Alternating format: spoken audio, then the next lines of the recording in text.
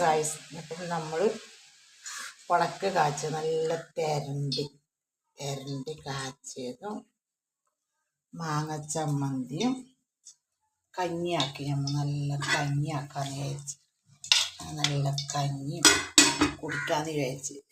കറിയുണ്ട്, കറിയുണ്ട്, വേണ്ടച്ച് കറി. അപ്പം നമുക്ക് ഇതിനെ നെയ്യിലിടാം.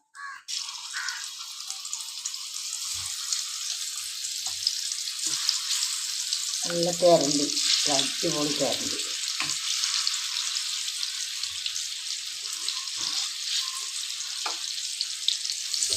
ഭയങ്കര ഇഷ്ടമാണ് നമുക്ക് ഇങ്ങനത്തെ.